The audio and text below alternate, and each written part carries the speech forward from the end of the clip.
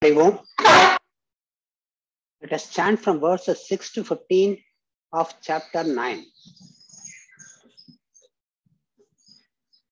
Yathakashasthito nityam vayus sarvatra go mahan tatha sarvani bhutani mastani tyupadhadaya sarvabhutani kaunteya prakritim yanti mamikam kalpakshaye punastani kalpadau visrajamyaham prakritim swamavashtabhya visrajami punah punah bhutagramamimam kritsnam avasham prakritir vashat nacha mam tani karmani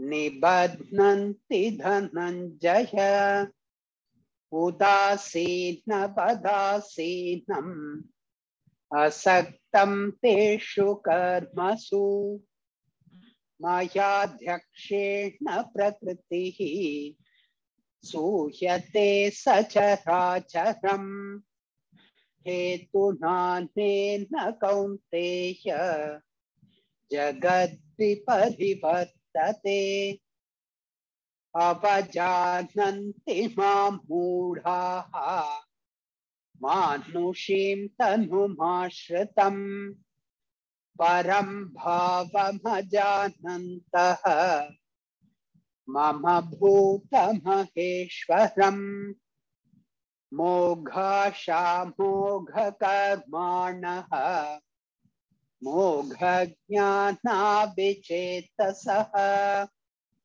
rakshasim masurim chaiva prakritim mohinim shritaha mahatmanastu mam partha daivim prakritimashhritaha bhajantyananyamanasaha jnatva bhutadimavyayam satatam kirtayanto mam yatantascha dridhavritaha namasyantascha mam bhaktya nityayukta upasate jnana yajnena chapyanye yajanto mam upasate yekatvena prithakvena bahudha vishvato mukham. Om Sahana Vavatu Sahanau Bhunaktu Saha Viryankaravavahai Tejasvinavaditamastu ma vidvishavahai. Om Shanti Shanti Shanti.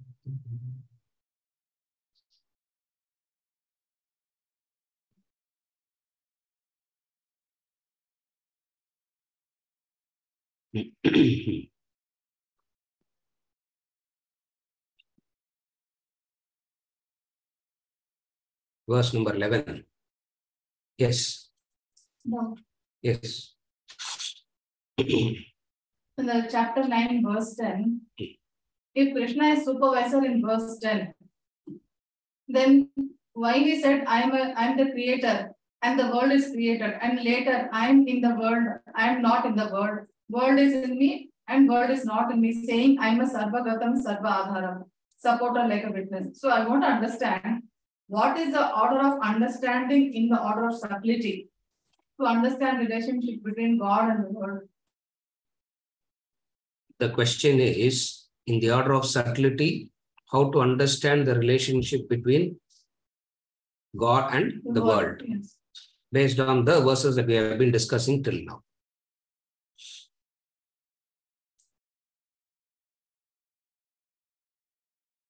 In the order of subtlety, from the grossest to the subtle. Yes. when you see something at a very elementary level of thinking, the question is, who made it? Wherever you see something, the question is, who made it? For it is impossible to conceive of something that can exist for an infinite period of time. It is always ever present. It is something that is nobody can conceive. Even now, even in this classroom, it is difficult to conceive that something can be ever present, infinite existence. Therefore, when you see anything, the first question that you ask is, who made it? For which the answer is, God created. And it satisfies. So at the first level of answer, it is God that created. So I created the world. When he says I created the world, it is equivalent to saying God created the world. It satisfies a lot. So a whole lot of people will get satisfied with this answer and they move away. Then you look at the world and you see the opposites in the world, and then you see God, and then you know God is loving, compassionate, etc. How can a loving, compassionate person create these things? So when you start observing the world and when you start understanding what the world actually is, and then you also hear from the stories about God is loving, compassionate, etc., then another doubt comes. What is the doubt? How can a compassionate God create a conflicting world? World means conflict. Survival means there is this world and everything in this world is trying to survive, and survival implies conflict, whether you like it or not, whether we accept, we may not accept. All survival is through conflict only.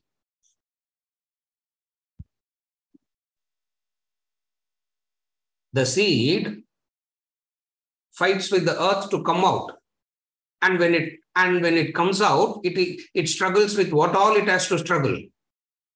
It has to struggle with people tramping on it and killing it.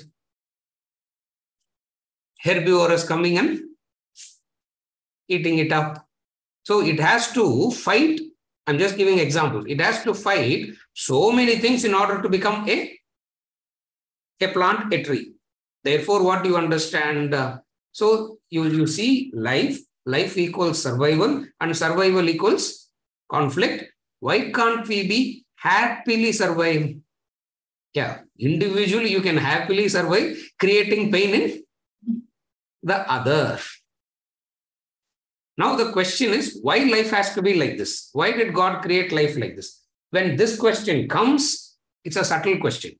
For this, the answer is, I have nothing to do with the creation. It is karmas that create. I only enliven. It is Prakriti that does everything. I don't do anything. That is the second answer. Then the next question.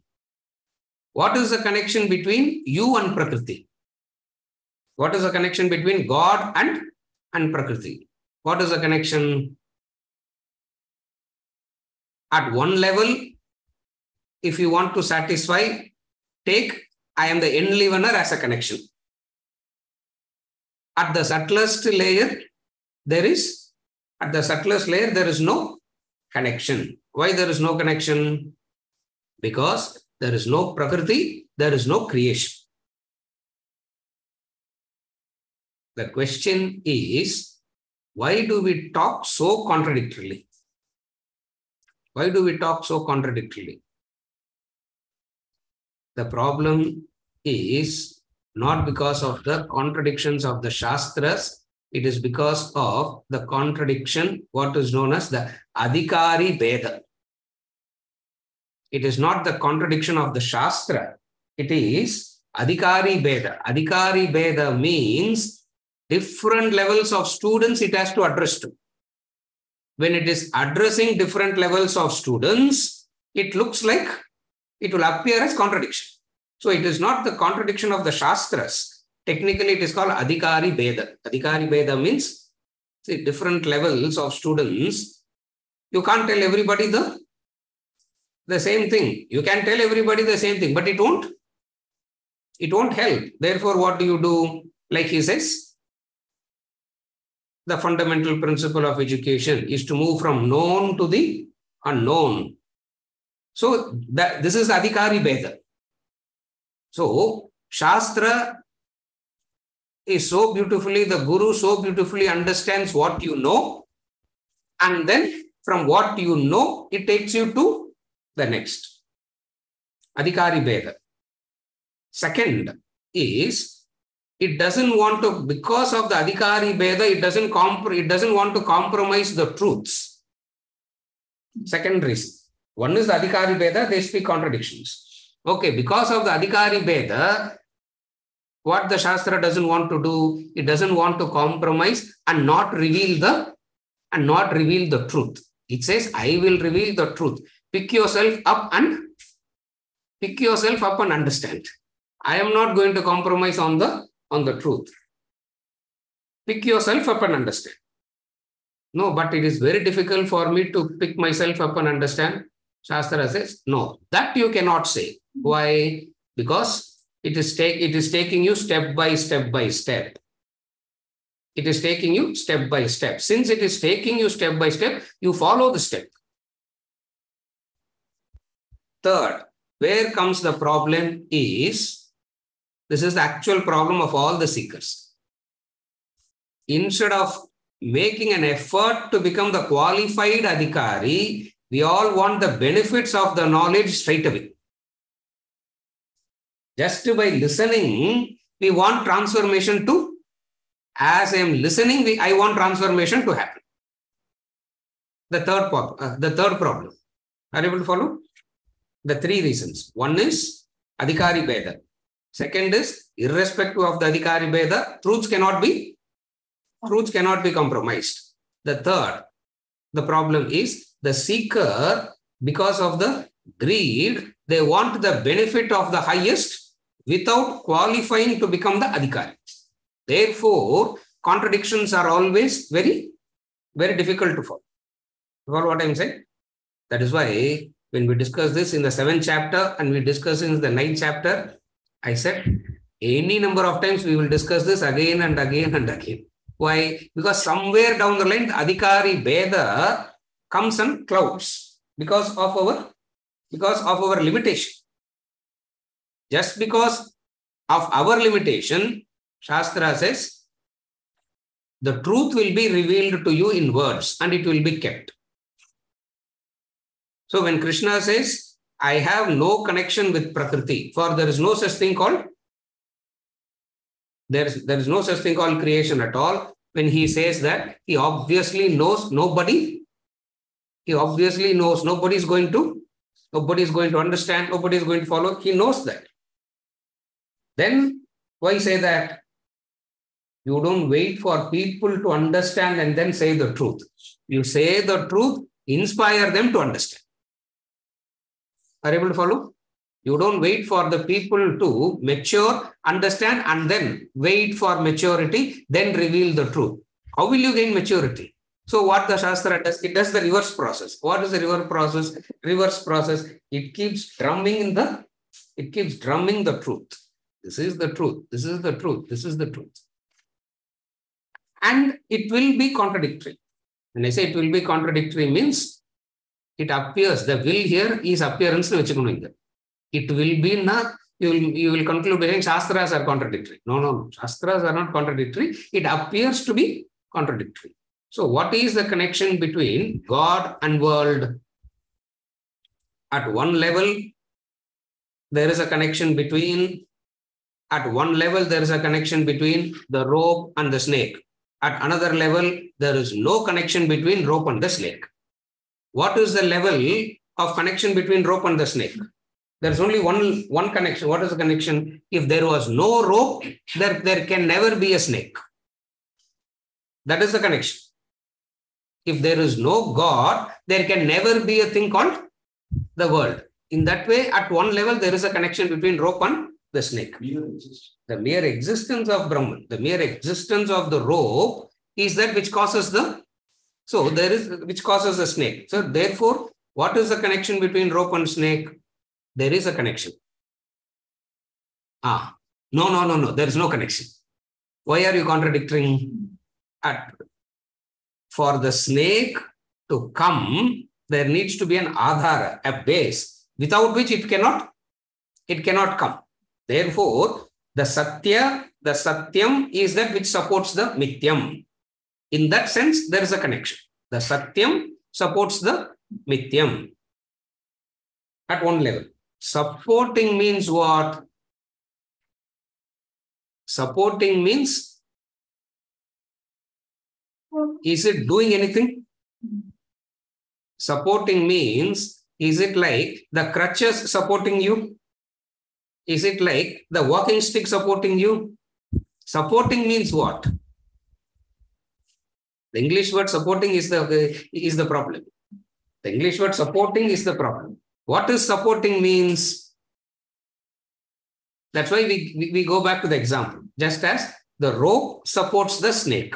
In what way rope supports the snake?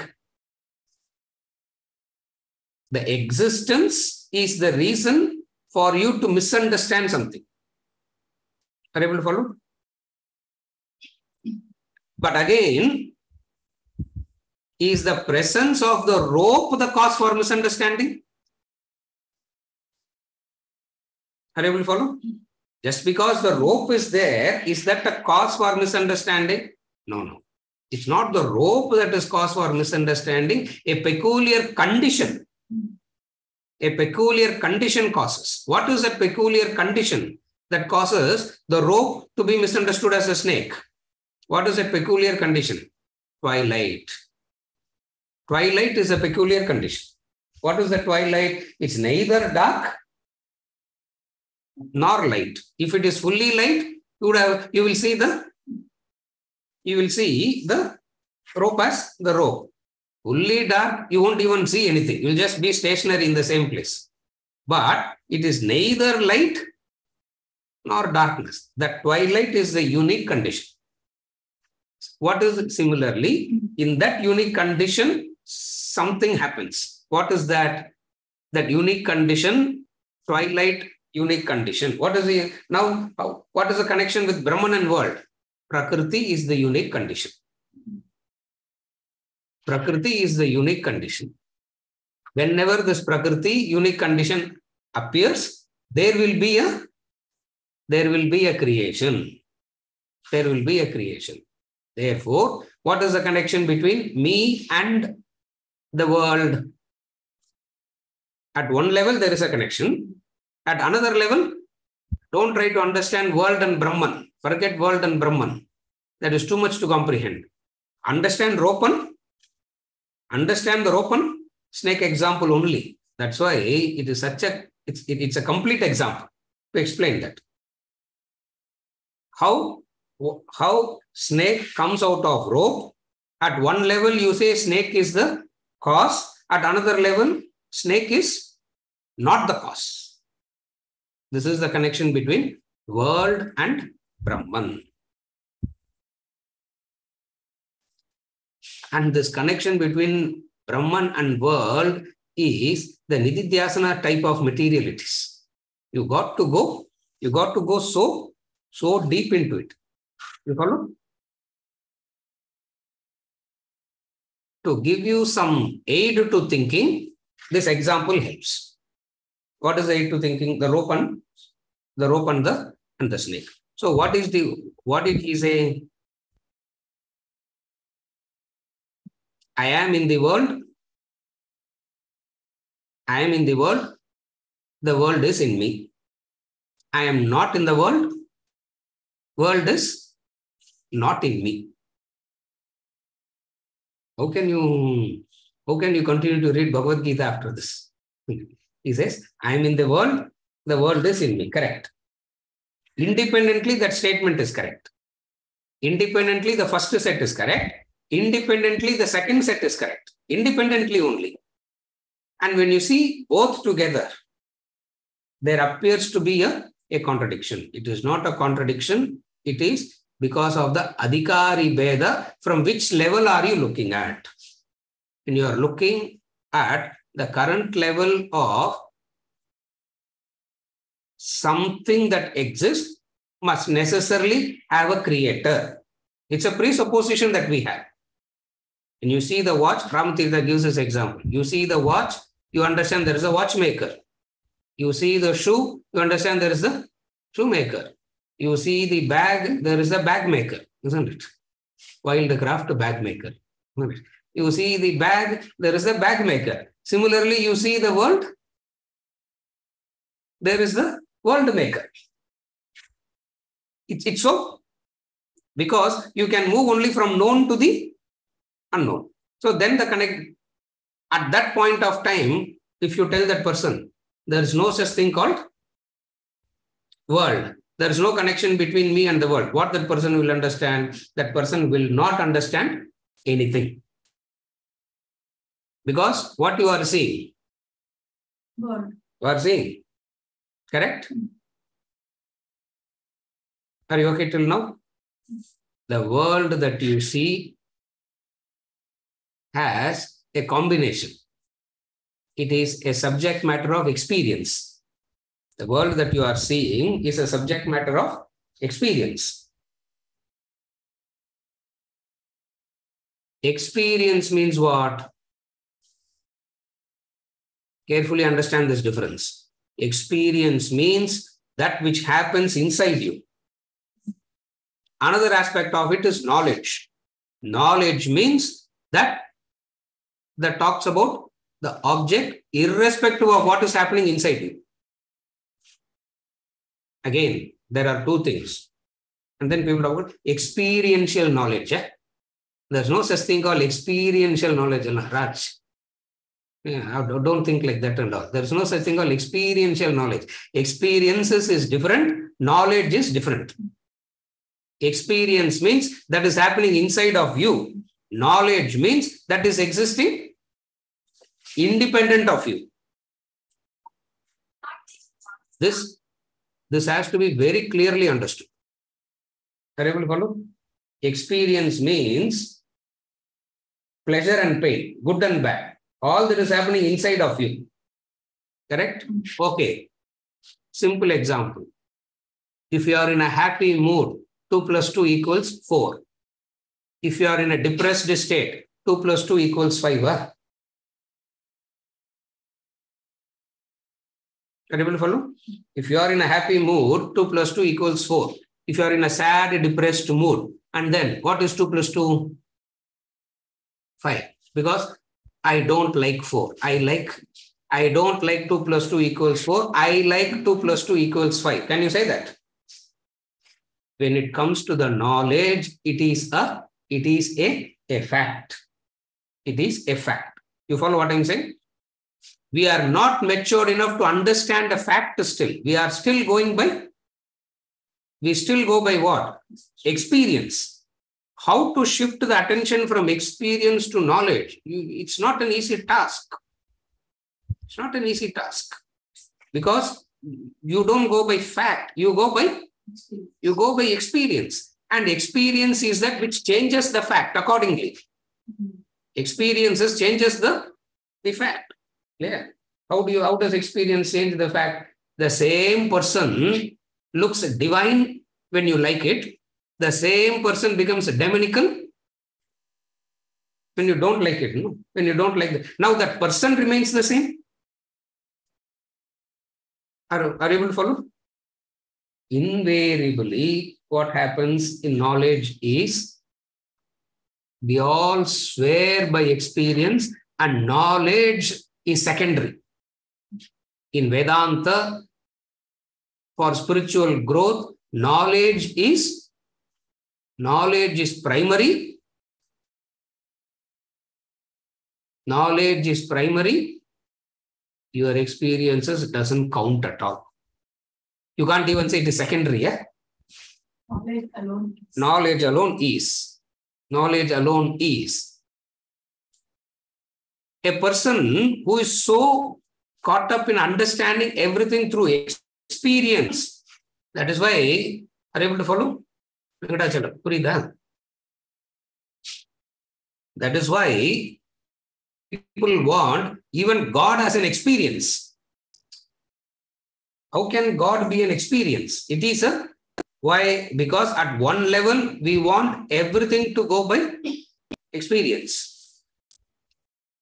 What is Krishna trying to do? What is all these great masters trying to do? Shifting us from experience to fact. Experience means mind, emotions. Experience means mind, emotions. Fact means knowledge, intellect. And to shift from mind to intellect is not. To shift from mind to intellect is not that easy. We all understand it. Then when you say we all understand, that means the Shastra understands our limitations. Shastra understanding our limitations explains it like this. Are you able to follow? Therefore, at the experiential level, one answer will be given to satisfy. And similarly, data will be given so that you don't take that answer that is given to satisfy you as a fact. There are two types of answers. One type of answer is, there are always, for every question, there are two answers. No? One is the answer that you give to satisfy that person. Another is the real answer. This is psychology. This is communication. Two types of, for every question, there are two answers. One answer is to satisfy that person. Another answer is a fact. Fact, Gurudha, you will be shot. If you give fact as an answer, you will be crucified. Yeah. That's what happened to Jesus Christ. You give fact as an answer, you will be shot. So what you got to do? Give an answer that satisfies that person, bring the person onto the same page, and then gradually reveal the truth. That's the methodology of Vedanta. Are you able to follow? So first is to satisfy that person. First to give an answer that is to satisfy that person. Why? Only when you satisfy that person, you are on the same page.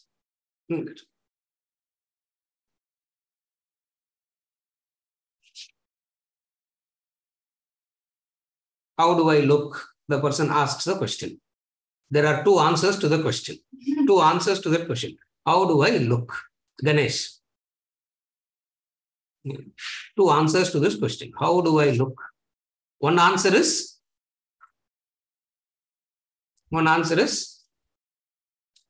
you look beautiful. Even at 70, you look like a teenager only. Your energy, your enthusiasm, everything.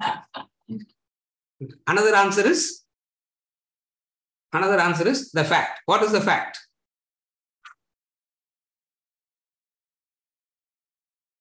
You are old and ugly. Yeah, that is it. Now, which answer to take?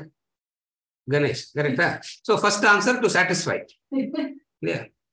First answer to satisfy. When Kala is around, give that answer. Yeah. When she is not there, give the real answer. What is the real answer? You follow? So, for every question, that's how you have to see.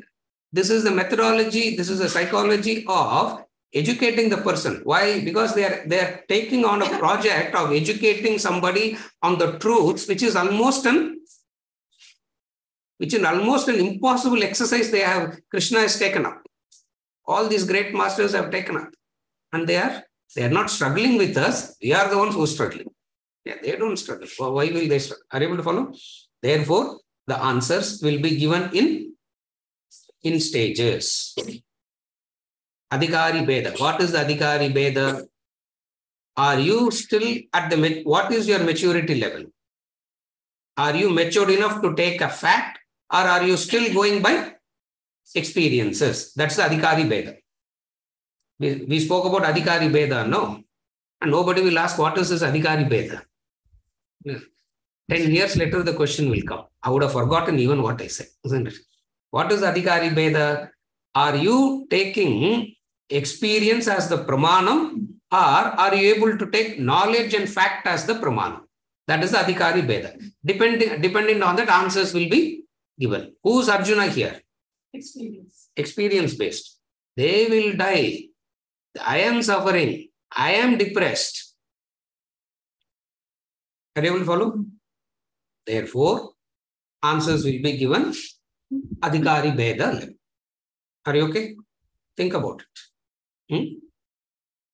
He said there are two levels. At one level, the relationship between world and God is supporter and supported. What is the other level? Another level is there is no supporter, there is no supported. At one level, I am the supporter, world is the supported. That is junior level. Senior level? Senior level, there is no supporter, there is no supported. It means what? There is no supporter, there is no supported means what? That experientially, when you are at a lower level, you cannot understand. Are you able to follow? Just as what is the difficulty of the dreamer? What is it that the dreamer can never understand? Correct. The dreamer can never understand that he is a waker until he wakes up. Correct? One thing the dreamer cannot understand in the dream, what? That he is the waker.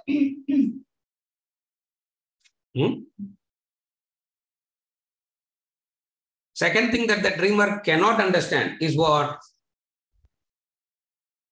As long as he is in the dream, he cannot understand. What? The second thing that he can, what is the second thing that he cannot understand?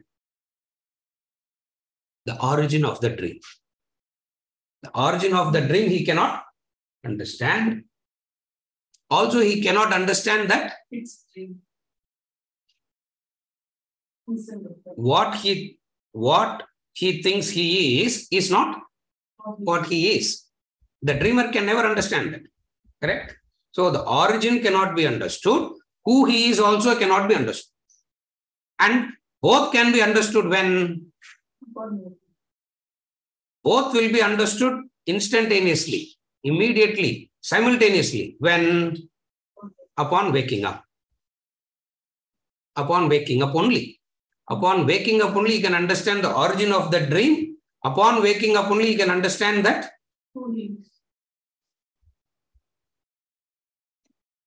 what he thought himself as the dreamer isn't that. Also, he'll understand the third fact. What is the third fact?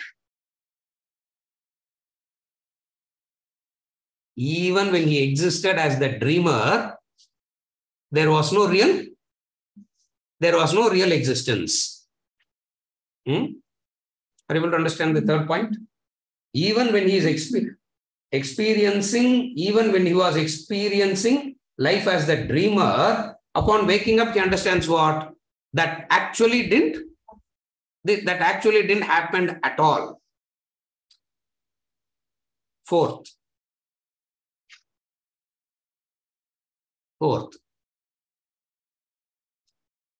What is the connection between waker and dreamer? What is the connection between waker and dreamer?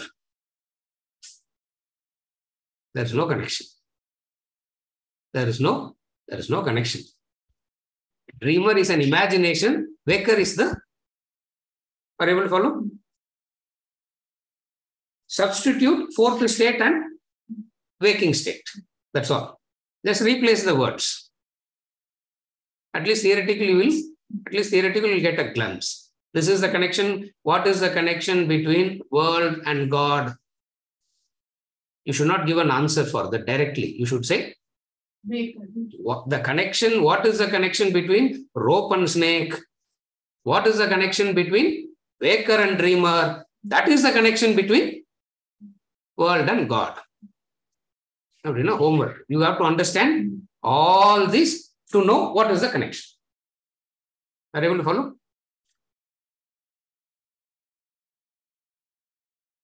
to answer what is the connection between world and God. What is the answer? Vijay, answer Napa. The connection between rope and the snake. The connection between waker and dreamer. Answer will differ according to the Adhikari Beda. What does Adhikari Beda means? Is your experience the pramanam or fact, knowledge the pramanam? You will say, you will not say knowledge, you will say experience, because according to you, experience is knowledge. According to you, are you able to follow? At the very initial level, you say experience is knowledge. In Vedanta, we understand experience is not knowledge. Experience means mind, emotion. Experience means mind, experience means emotion, and that emotion keeps you from knowledge, keeps you away from knowledge. Why? Because experiences doesn't change the fact. Example, I gave a very simple example. When you are in a happy mood, 2 plus 2 equals 4. I'm in a depressed state today. I'm just saying, Badri. I'm not depressed and all, I'm just saying. When I'm in a depressed state, 2 plus 2 equals 5. You say a fool. That person will be called a fool, isn't it? That is why all all those who keep experience as the pramanam, Vedas, Upanishads, in one word dismisses them as fools. Why? Because they will change according to their likes and dislikes. They will change the fact according to their whims and fancies. Knowledge is that which exists independent of it. And what is that knowledge? Whatever be it. That's why we say the definition of knowledge is it reveals it as it is. Are you able to follow? Adhikari Beda means, are you still considering experience as the pramanam? Yes, sir. I have experienced. Therefore, I have experienced. Therefore, it is correct. Vedanta comes and says, the fact that you have experienced means it's not correct. Remember that. Very starting point, Vedanta Srikanth. Vedanta class Vanda kuda we will not get aligned with Vedanta. Because we will go back saying, I know it. On what basis I know it? Because I have experienced it. Krishna will turn back and say, oh, Addam proof. Yes, you are a fool. Straight away, we get disconnected from at the core itself, we'll get disconnected. Why? Because if you experience it, doesn't mean it is a experience, means it's not a fact. Based on this only, we say experience of God is also an experience of the mind, not actual God. That is why we take it from this to the highest. We take it from the lowest to the highest and say, Vedanta doesn't say there is no God. Vedanta says the way in which you talk about experiencing God doesn't exist. Why? Because experience means mind. Experience means emotions. If there is no mind, there is no experience. Then what is the role of intellect? What is the role of knowledge? Knowledge is to segregate your experience and the fact. Your experience is different. Fact is different. That we cannot accept. You cannot accept it. Your experience is different. The fact is different. How to help a person to come to this level? They try very many methods. One of the methods is speaking the language of contradiction. They deliberately speak the language of contradiction so that it is not answering the question. Language of contradiction is not attempting to answer the question. Language of contradiction is to give you material to think. Everyone follow? Language of contradiction is not to answer the question, because answering the question, the answer will stay in your memory. Personality will not change. That is why they don't answer questions. Are you able to follow? This is the question, this is the answer. What language? Now, where will the answer go and store? In the memory. Transformation will not happen. Therefore, what do? They will not try to answer the question. They will give you enough data to probe deeper and deeper and deeper. If you think that the question is going to be answered, they will not. Why? Because they know if they give an answer, where that answer will go and stay, the answer will stay in the memory. And the answer staying in the memory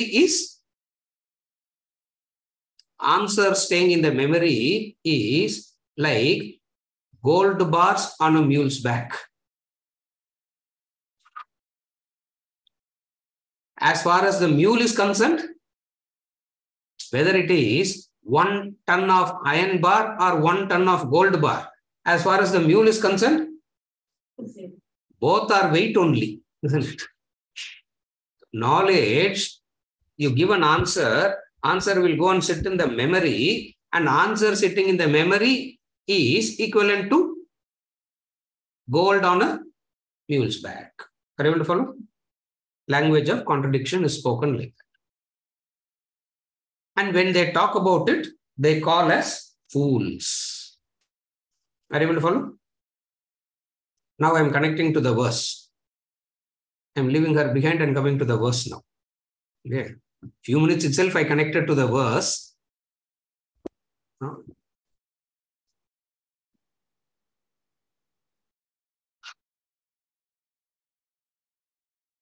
Called a fool.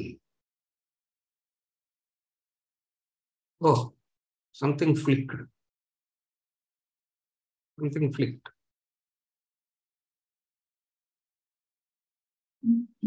Venkat, did you? Mala has posted a related question. Oh, she has posted a related question. Then definitely it's not Mala. It can't be Mala then. Maybe Mala, Maya. What is she posting? Why can't we say the level of ignorance as a connection between the dreamer and the waker? The question, why can't we say the level of ignorance as the connection between the dreamer and the waker?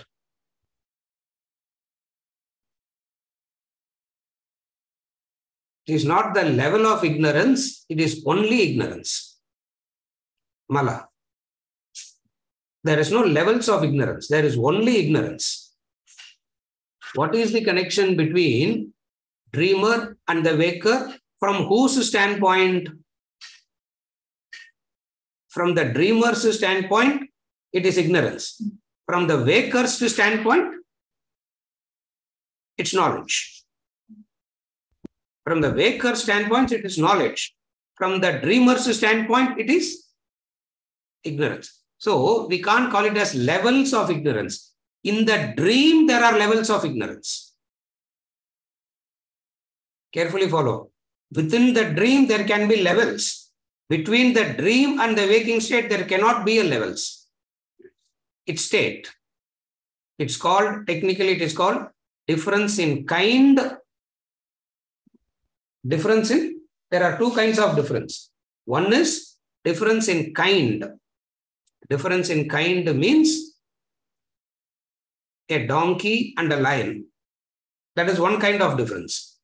Another kind of difference is at the level of the donkey itself, there are grades. There is a weak donkey, there is a mediocre donkey, there is a strong donkey, but all are donkeys only. You follow? So there are two levels. One is gradations within the level. Another is between two. Difference in kind. Dreamer and the waker, the difference is the difference in kind. Are you able to follow? It is difference in kind. It is. Kind means there is no connection at all between the two. Are you able to follow, Mala? Abdi Pakna. So here we cannot call it as the difference of levels. The dreamer can be an ignorant dreamer. The dreamer can be a wise dreamer. The wise dreamer is not equivalent of the waker. Are you able to follow? Wise dreamer equals waker. You can never say that. Why? Because he is still dreamer only. The difference is not in kind. The difference is in degree. So, for thinking purposes, when you are comparing, you should always have this formula. Difference in degree, difference in kind. Difference in degree, difference in kind. Are you okay, Mala?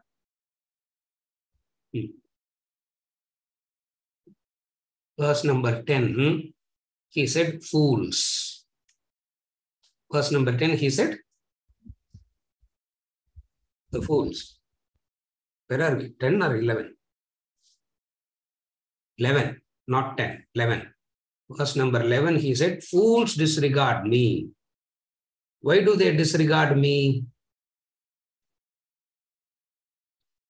The absolute knowledge I am giving in a form. Because I am in a form giving the absolute knowledge, they disregard the absolute knowledge and take the form to be absolute. Again, fools disregard me, dwelling in the human form, not knowing my supreme nature, the great Lord. What does he mean? To put it very simply, I am giving the highest knowledge through a form. Instead of catching hold of the highest knowledge, what people do, they catch hold of the form and they get stuck to the form. And when they are stuck to the form, they are called fools. They are called fools. Real fools they are. Mudaha, they are. Now, how to elaborate this mudaha now?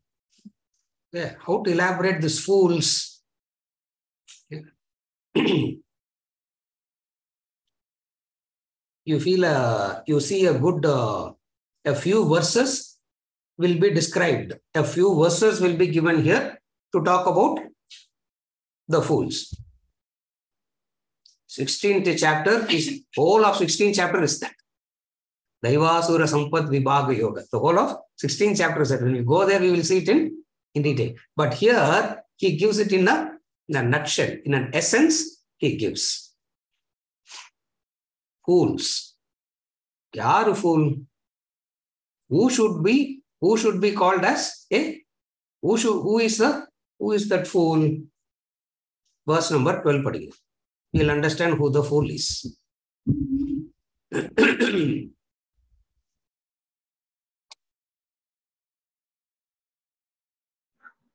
मोघाशा मोघ कर्माणः मोघ ज्ञानाभिचेतसः राक्षसीं मासुरीं चैव प्रकृतिं मोहिनीं श्रिताः मोघाशा मोघ कर्माणः मोघ ज्ञानाभिचेतसः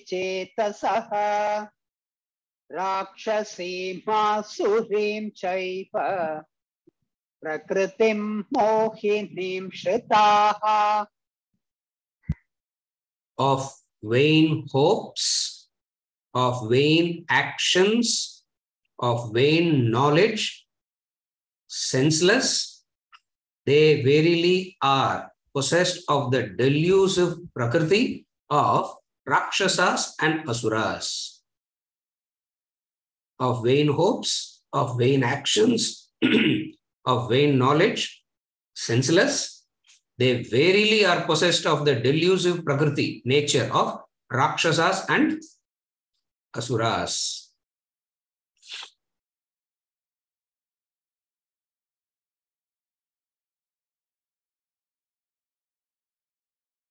Three nouns: hopes, actions, knowledge.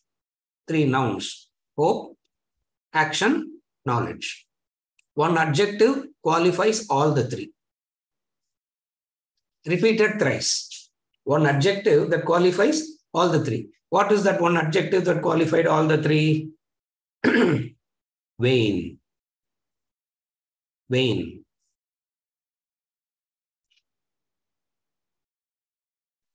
Vain means the uselessness, the worthlessness of hopes, actions, knowledge. We'll take up all that. So, very, very interestingly, he is saying, what is that? Moga Asha. Not our Asha. Yeah. Moga Asha. Ashaji, he's saying that, I'm not saying. Yeah. Moga Asha. Moga Karma. Moha Jnana. All these Vichetasaha equals Vimuda. That Vichetasaha is equivalent to Vimudatma.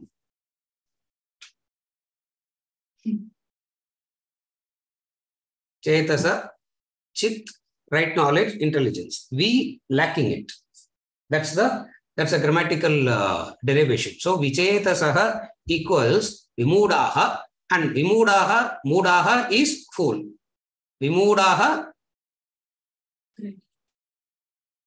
super specialization in foolishness. Yeah. So wherever the V comes, we understand it as not ordinary specialization, super specialization. First is you know, and then you specialize, and then you do something called super specialization. Yeah.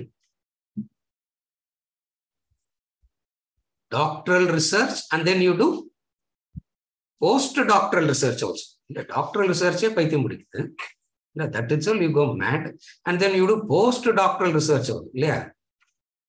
Muda, Vimuda. So Vichetasa. Vichetasaha means one who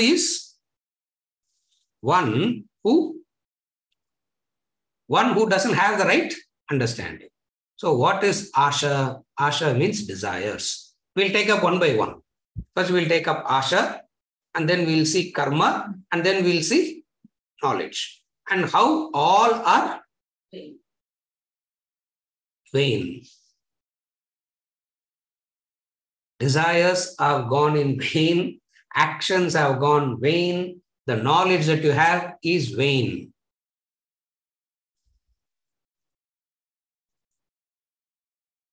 The knowledge is vain. Why the knowledge is vain? All the secular terrestrial knowledge is not saving you. In that sense, it is vain. The secular terrestrial knowledge is not saving you. It is not saving you from what? It is not saving you from punaha api. It's not saving you from punarapi jananam, punarapi maranam. You may have gone to Stanford, Oxford, the best places, got a PhD, Nobel Prize, but still that knowledge is vain. Why? Because that knowledge didn't give you freedom. That is one definition of vain knowledge. Krishna goes deeper into the second layer of knowledge. What is the second layer of knowledge? The second layer of knowledge is what the Mundaka Upanishad and all others talks about as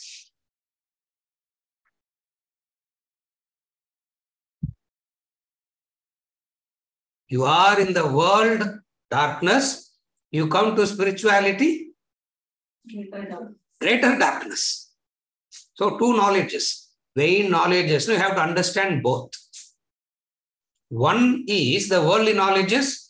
Even the best person in the world who was supposed to have gotten the Nobel Prize also is not a free person.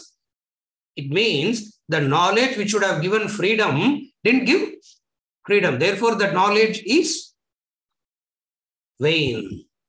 The knowledge is vain. But sir, it has made the world better. It has made me, it has made the world better. It has gotten me all the good things in life. What is the answer? What is the answer? What the world was 100 years back, what the world was 200 years back, what the world was 50 years back, what the world was 25 years back, and what the world is today is better? Of course, sir. Yeah, you are sitting at your home. I don't know where everybody is sitting. Shailesh, I know Hong Kong he is sitting. Badri also, I know where he is sitting. Narayanji, I know where he is sitting. Srikanth, some of the people I know where they are sitting. Most I don't even know where they are sitting. But we are all talking, no, sir. Isn't it? Isn't it the growth of knowledge? What is the answer? It's vain. Why? Because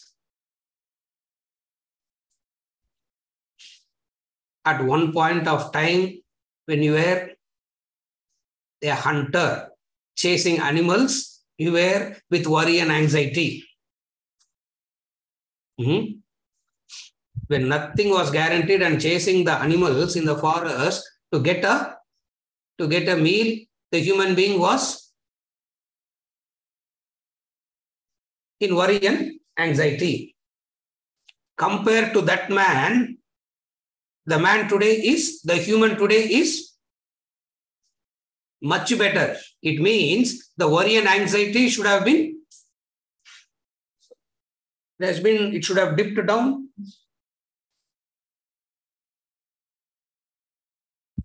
Worry and anxiety seems to be increasing and increasing and increasing. It means that knowledge is vain.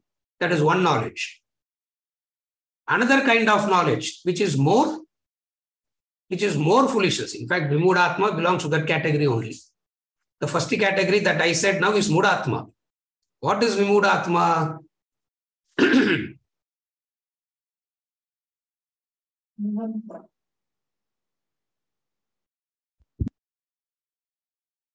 Andam tamaha, blinding darkness. How to understand this blinding darkness? How to understand this blinding darkness?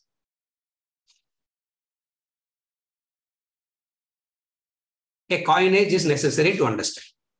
What is the coinage, Manohar? What is the coinage? Samsara bhaktas there. Bhaktas who are still in samsara only. They go to God to perpetuate. You go to God to get out of samsara. But you go to God to perpetuate the samsara. What do you call them as? What do you call them as? Vimuda. So who he calls as Vimudaha here? First category is Mudaha. It's okay, pa. Please, they don't know there is something called God. But here, you know that, and what are you using it for? In the 7th chapter, Artha Artharthi Jignasu. You come to God, and whatever you ask for, God will give. But you do not know why the foolishness. From Vimudaha. Are you able to follow now? Vain knowledge. Ramana Maharshi says, you will come to a wise man and you will not know what to ask, he said. So beautiful is that statement. You will come to a wise person, you will come to a guru, and you will not know what to ask. If you don't come to a wise person, fool. You come to the wise person, knowing that he is a wise person, and ask all the wrong questions. Adam pramudaha, vichetasaha he calls, vain knowledge. Rest of this chapter is going to be a description of these people only. How they come to the highest, but ask for lowest. When you pray to God, what you should pray to God? We are going to see all that. He's planting the seed now. When you pray to God, what you should pray? It's called sankalpa, isn't it? When you do a prayer, you do something called sankalpa. Sankalpa means the intent. That defines everything. It's not the prayer that defines. It is the sankalpa that defines. Balasubramanian. Sankalpa. Enna sankalpa? Generally, what is a sankalpa? People do that. My family. My family. Saha kudumbanam. My family. Kshema, Stairya. All the best things should come to whom? To my family.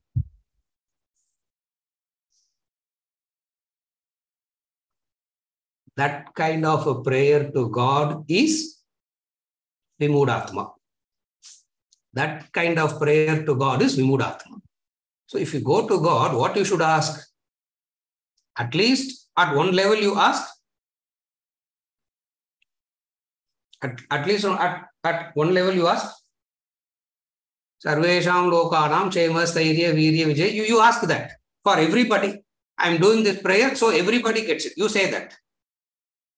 Or you say, but in this classroom, we don't want to say that also. In this classroom, what is the sankalpa we want to say?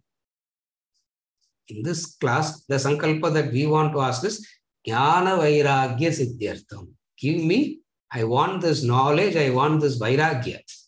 That is what I'm. If you do that, you are a wise person.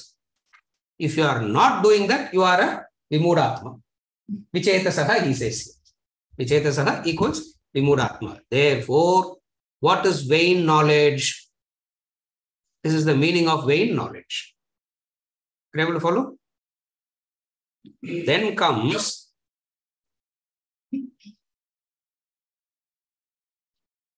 put it very mathematically to understand this verse. Put it mathematically. Very easy.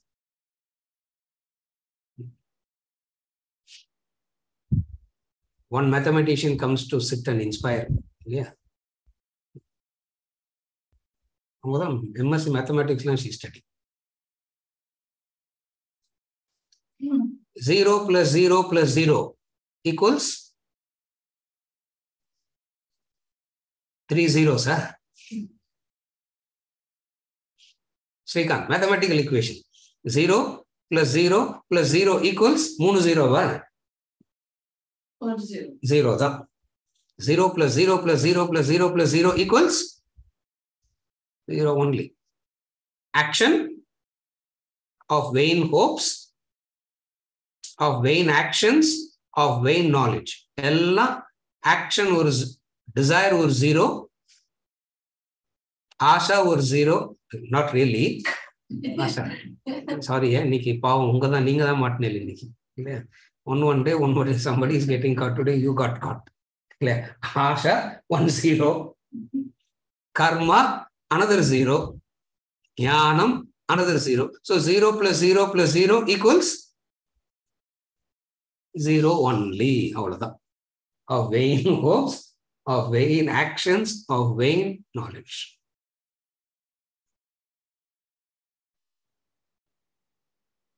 Action is vain because action is a result of desire.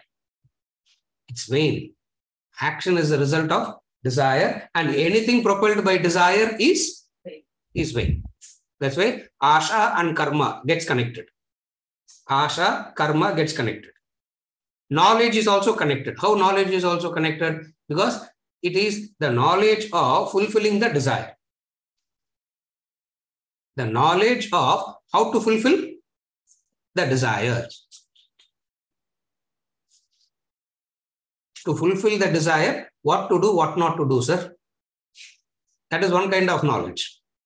Another kind of knowledge is what? How much ever you are told what to do, what not to do, desire is a trap. We saw that, no? Somewhere we saw, I don't know. Huh? Yesterday we saw. Whole day talking. After a point, you forget where you said what. Correct. Yesterday, trap. Desire equals a trap. In the trap, what to do, what not to do? If you ask the question, in the trap, what to do, what not to do? The answer is get out of the trap. Because it doesn't really matter what to do, what not to do. Trap is a trap. So that's why it's called vain.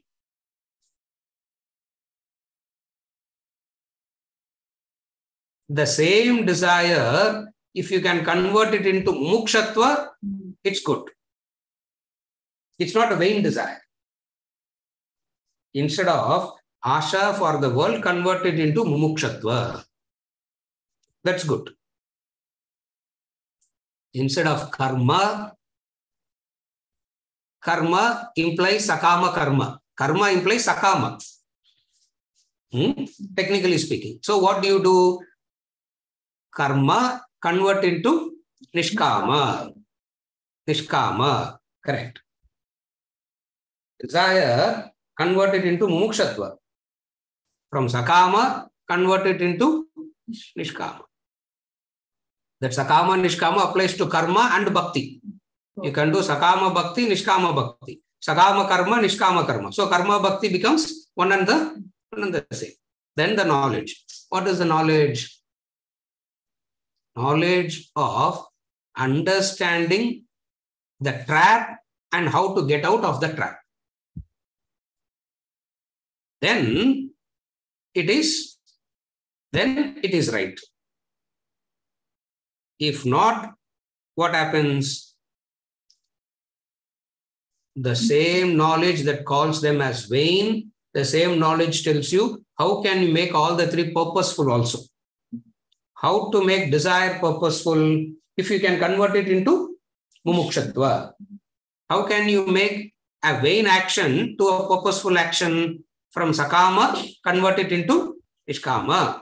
How can you convert bhakti into proper when it is from sakama to nishkama? Jnanam. What is jnanam?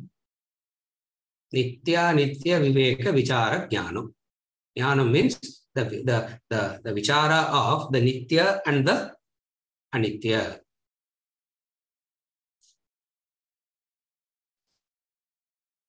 What is the use of knowledge if the knowledge doesn't get you out of the trap? What is the use of knowledge if the knowledge is not taking you out of the trap? You have a knowledge and the knowledge is taking you deep into the trap. And what are the trap? Two kinds of people. Who are those? The Sattvika people. The Sattvic people know how to convert asha, karma and jnanam into from moga to purpose. Rakshasas and asuras will not know that. So he is bringing in two categories now. Rakshasa is one category. Asura is another category. There are three categories. Rakshasi, one nature. Asuric, Rakshasic, one nature. Asuric, another nature. Daivik, Sattvic. Sattvic, Rajasic, Tamasic. Sattvic, Rajasic, Tamasic. Daivi, Rakshasi, Asuri. Asura by nature. Asura na, what is Asura?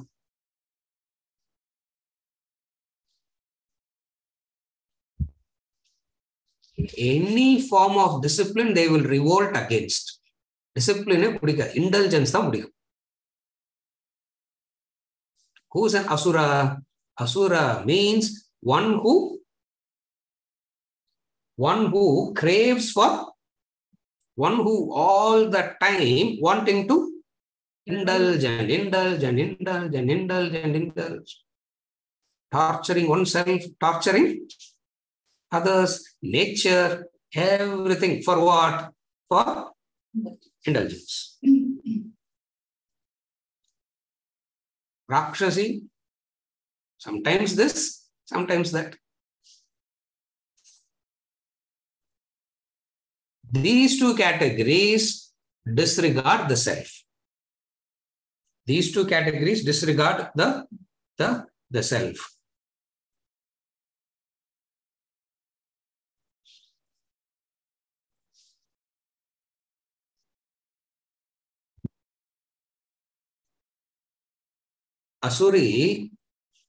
Asura means causing pain to the other and enjoying it.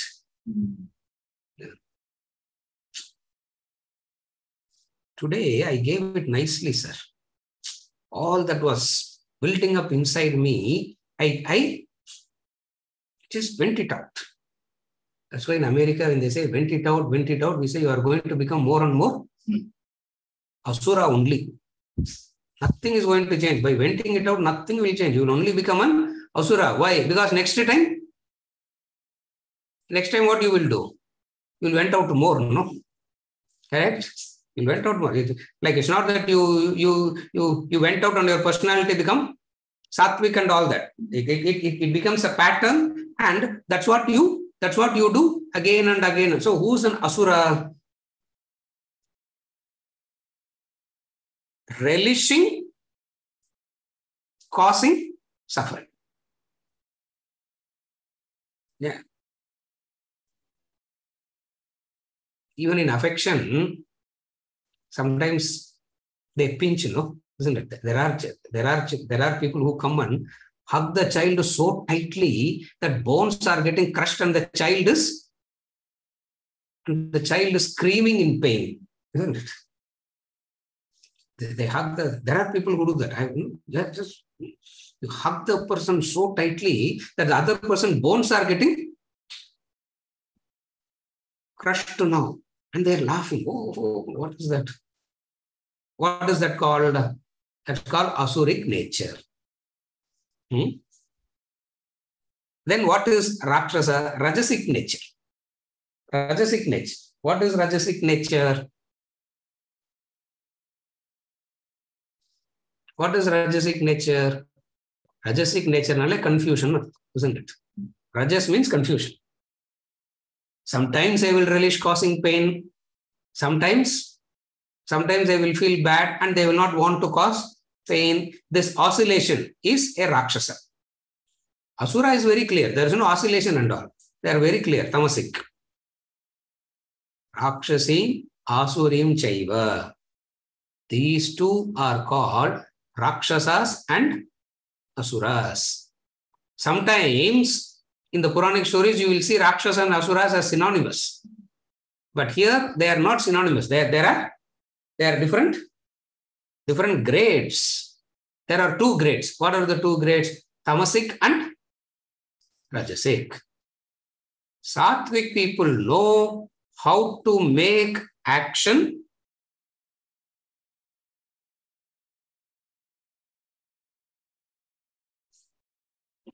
desire, action, knowledge as purposeful.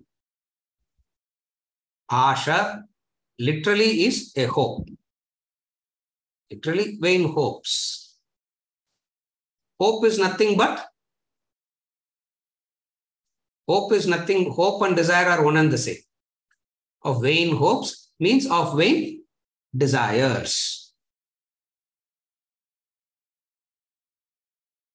Hope is that in relation to the desire.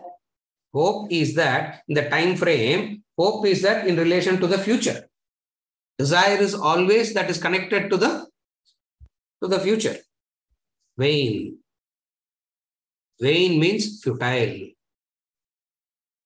Futile means you do it and you get the opposite result.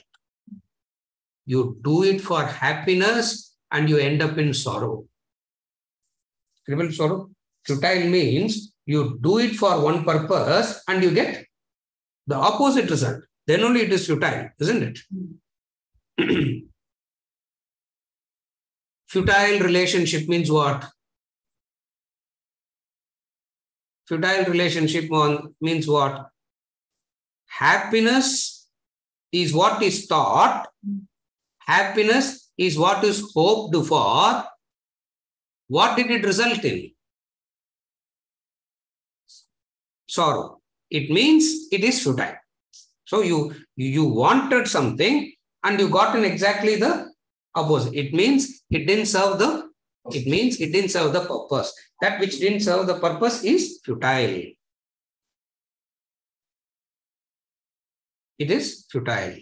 When life becomes so, life gets so deluded, so deluded.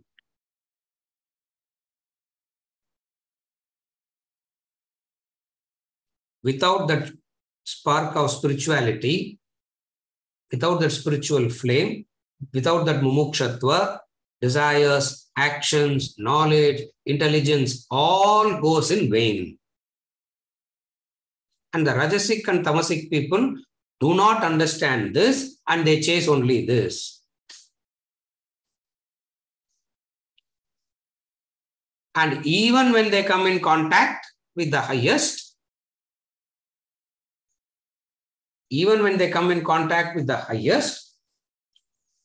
what is their focus?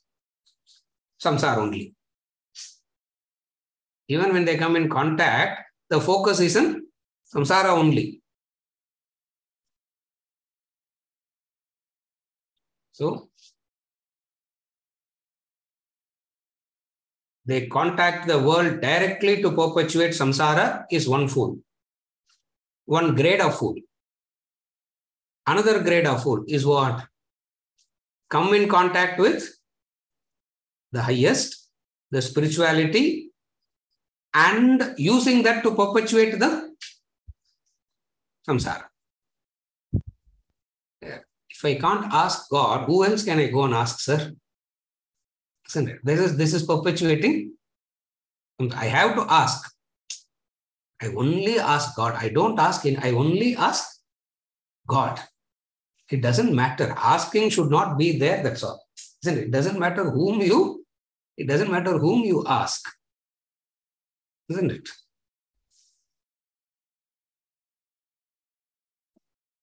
For those sattvic people, nothing goes in vain. For Rajasic and Tamasic people, everything goes in vain. That's all. Understand it like that, it's easy. You follow? For a sattvic person, nothing goes in vain. Sattvic person equals a spiritual aspirant, sadhak. A sattvic person is one who wants to evolve spiritually. So a person who wants to evolve spiritually, nothing goes in vain. So for a sattvic person, nothing goes in vain. For a Rajasic and Tamasic person, everything goes in vain only. This is verse number 12. Rakshasi masurim chaiva. Mogasha moga karmanaha moga achetasaha. Chetasaha. They are so deluded.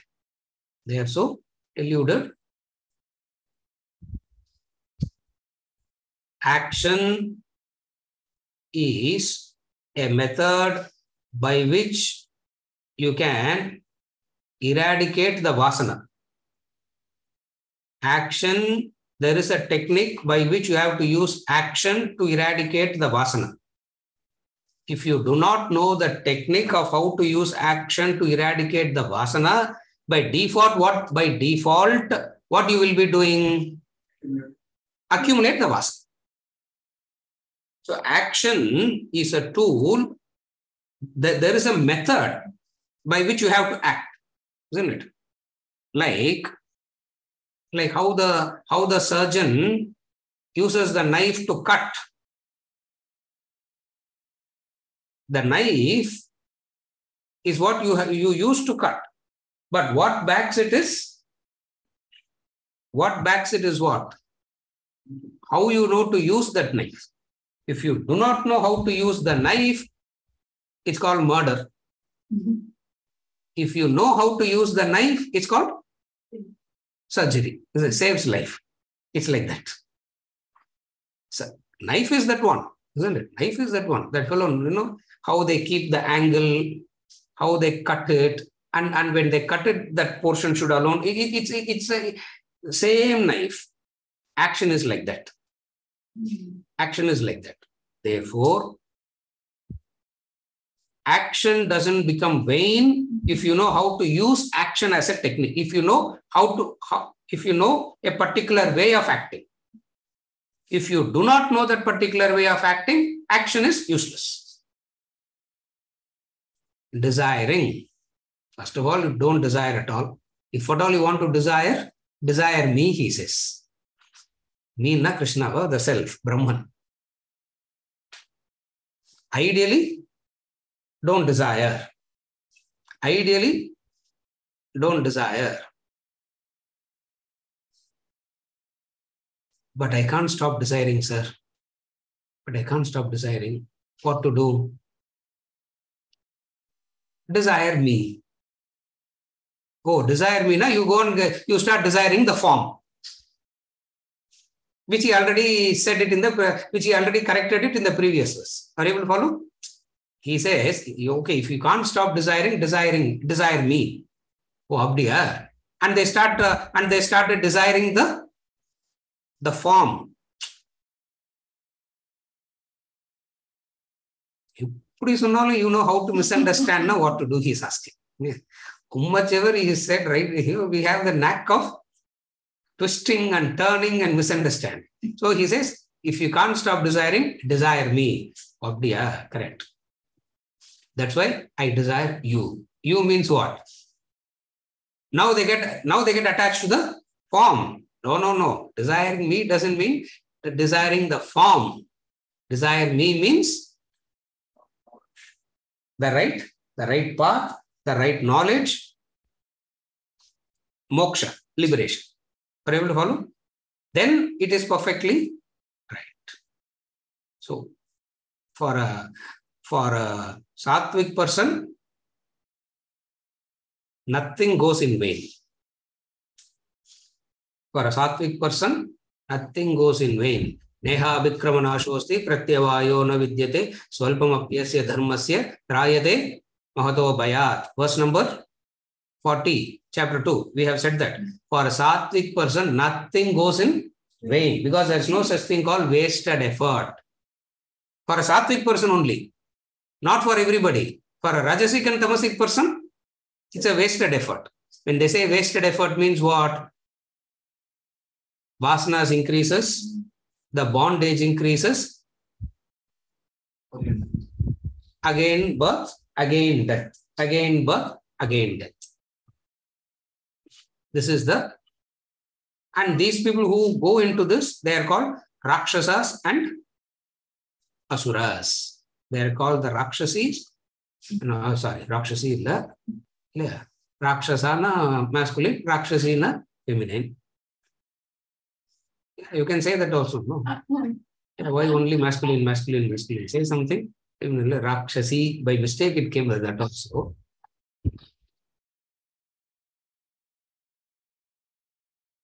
Asura means relishing in. Asura means enjoying the pain. All our enjoyment is also asuric in nature. Somebody gets beaten up and we enjoy that, no? Asuric it is. One fellow gets beaten up by 30 fellows, isn't it? His bones are broken, bleeding all over the place, can't even walk properly, moaning and groaning, and everybody is clapping and laughing. That's asuric in nature. So Aditya channel na naraya asura in nature only, isn't it? And then comes Rakshasa. What is Rakshasi?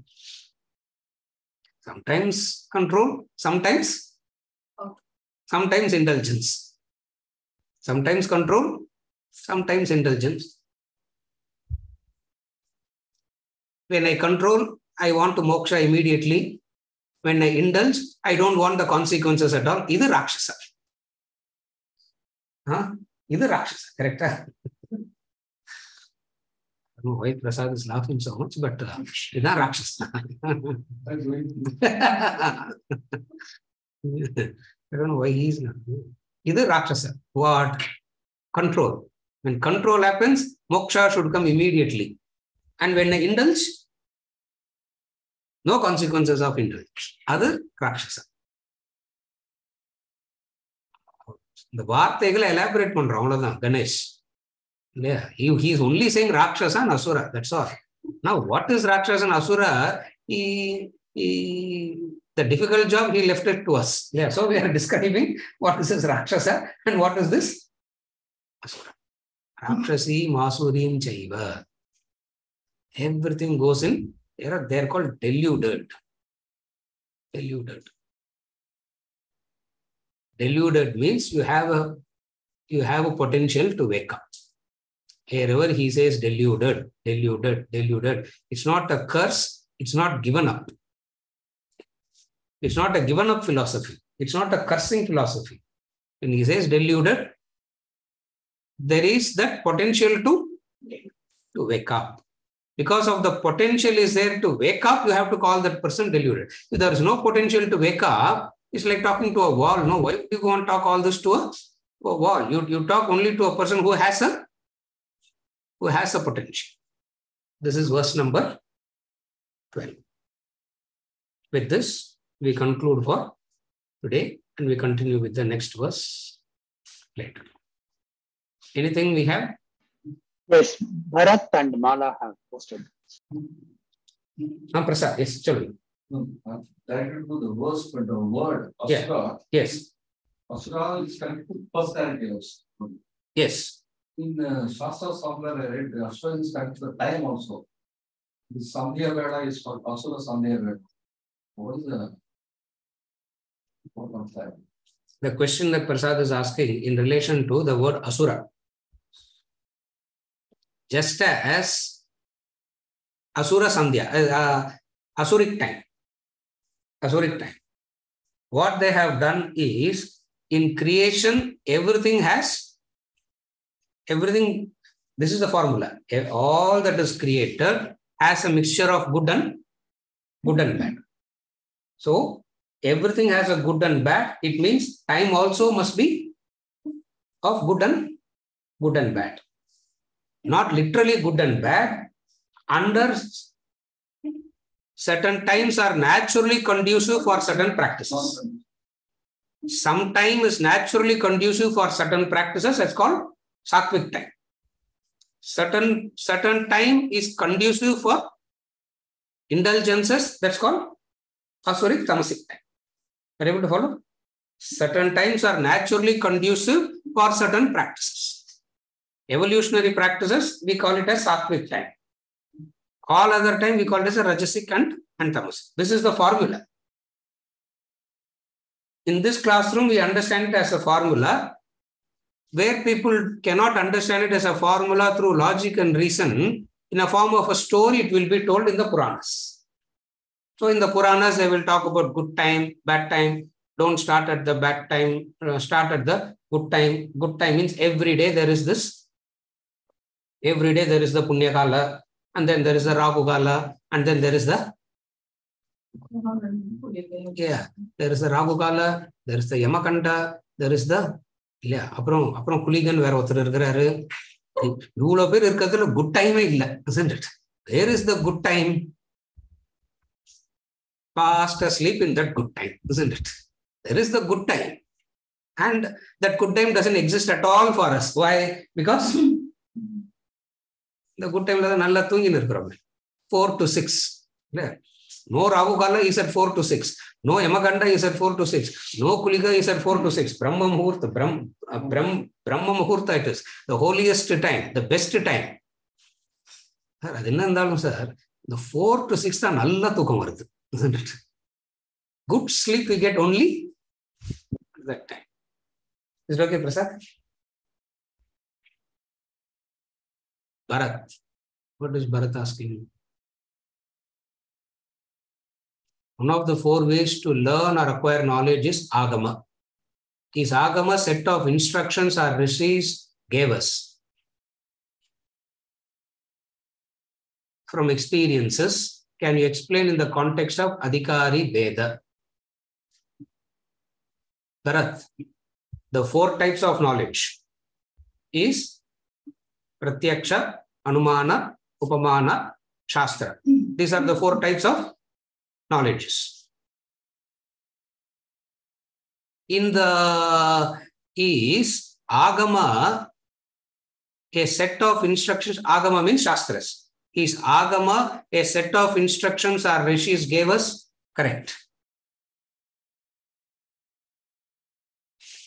Only the Shastric knowledge can be called as Agama.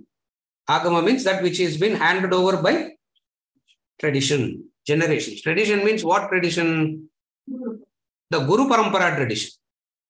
When we say tradition here, obviously we mean only the Guru Parampara. Yeah. Not what my father told, what my grandfather told my father, and what my father told me. Adu not the Guru Parampara.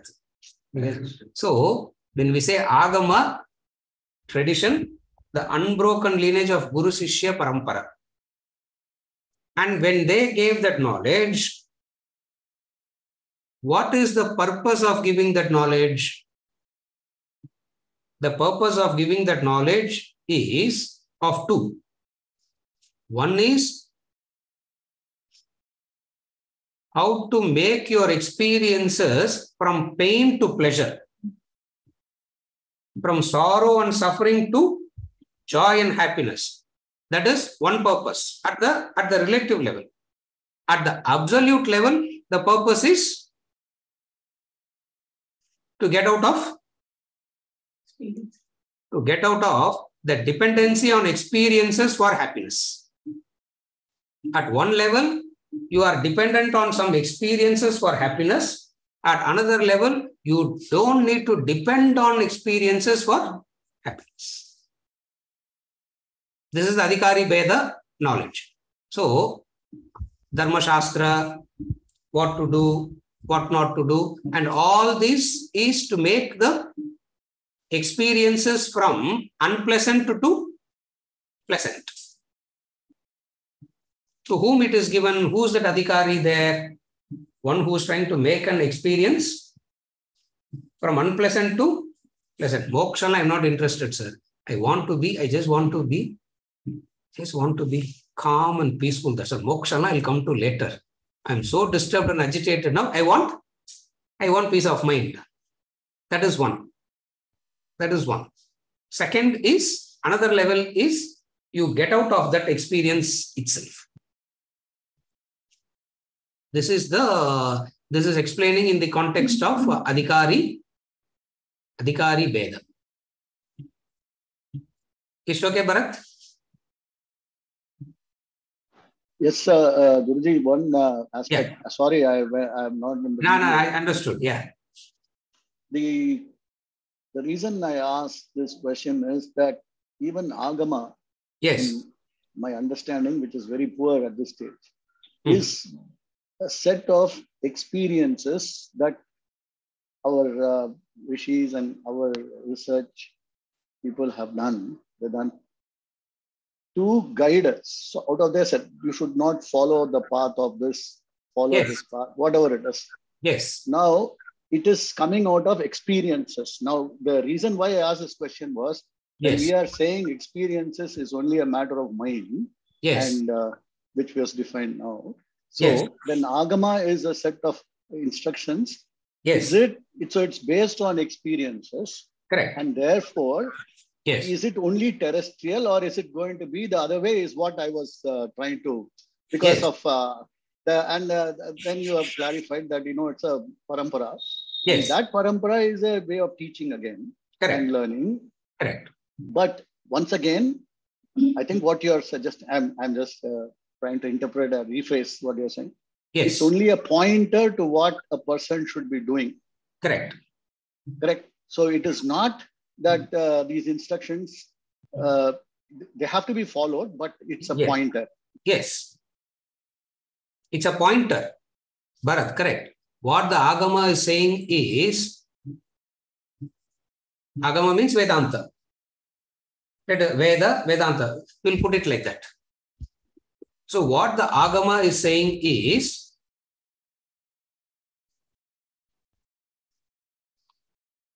what is it that you swear by? What is it that you go by? You swear by, you go by your experience. Since you swear by, you go by your experience, start from that.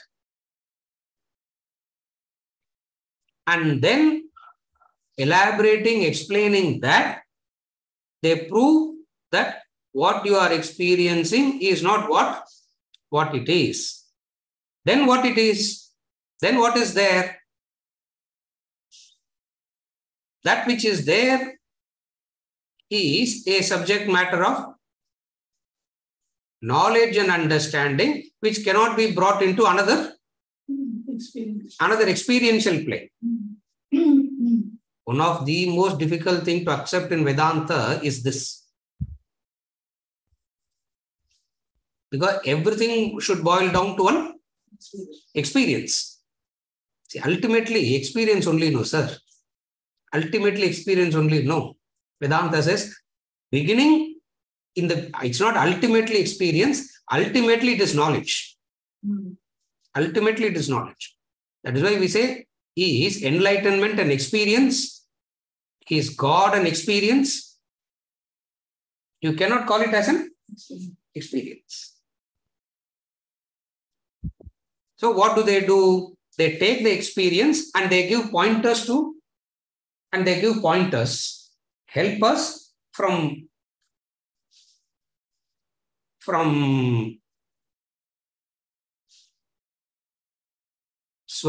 Naraka to Swarga, and then from Swarga to Moksha. First from Swarga to Naraka. Objective to subjective. First, an agitated person has to be calmed down a little bit.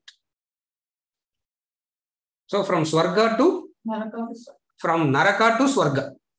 Because agitation is the reality, help the person to move from agitation to a state of calmness. Tapo vikshina papanam shantanam. That shantam has to come first. And what will bring that shantam? Dharma will bring that shantam.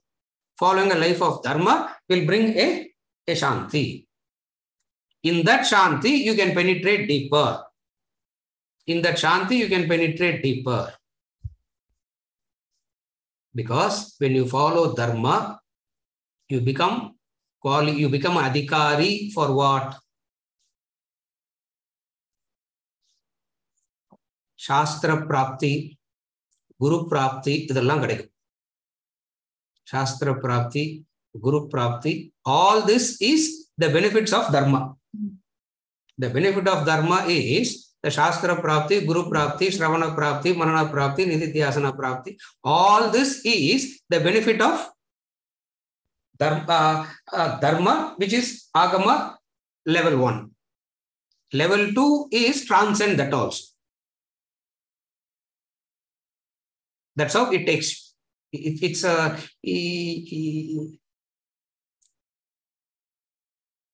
complete method, foolproof method. Is it okay, Bharat? Yeah. Yes, thank you. Yeah. Thank you, Guruji. Thank you. Yeah, right. Mala. Is karma pala tyaga the technique to use action to remove the vasana? Correct.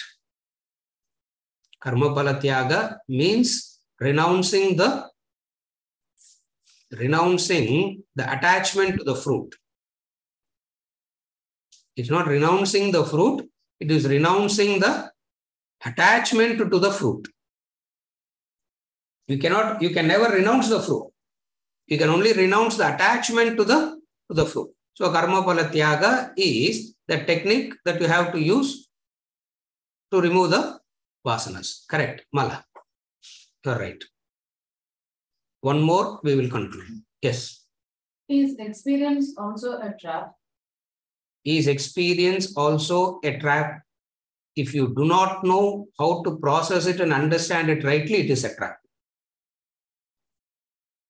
If you do not know how to understand it rightly, it is a trap. If you take what you are experiencing, if you take your experience as the ultimate pramanam for everything, then it is a trap. The same experience, if you know how to inquiry, investigate, understand, then it is not a trap. Again, I repeat. When experience becomes a trap, when experience becomes a pramanam, I know it, I have experienced it. 20 years of experience I have, sir. 70 years of experience I have. The world is real, correct?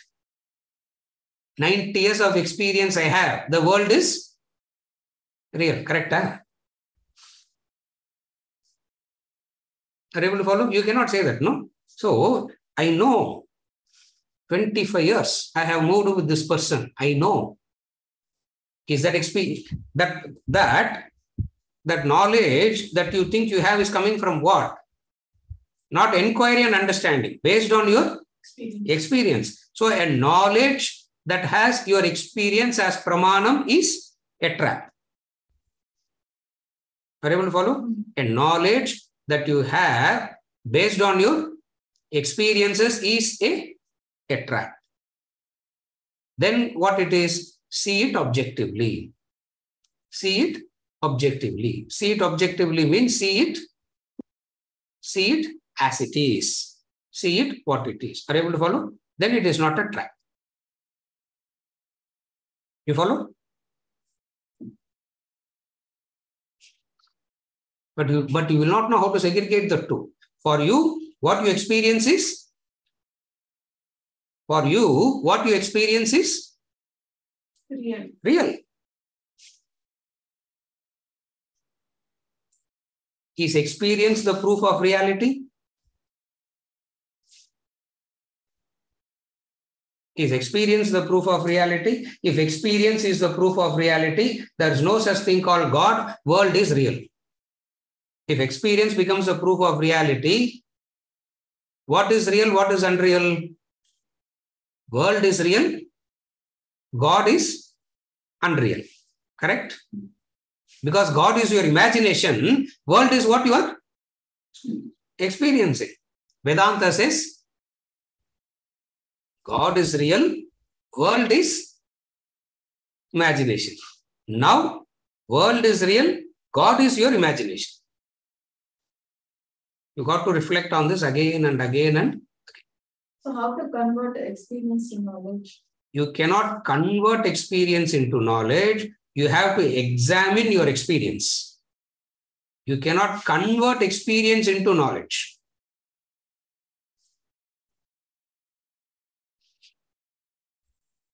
You cannot convert darkness into light. Where light comes, darkness goes. Are you able to follow? Experience cannot be converted into knowledge. Experience can be rightly examined. Experience can be rightly examined. In that right examination, in that right inquiry, in that right understanding, when you do this examination rightly, something you'll understand, which is not of experience. It is examining your experience, not experience. Experience is the best teacher, sir. What experience can teach, nothing else can teach. Again, it is wrong. If experience is the best teacher, we all should have become Buddhas by now.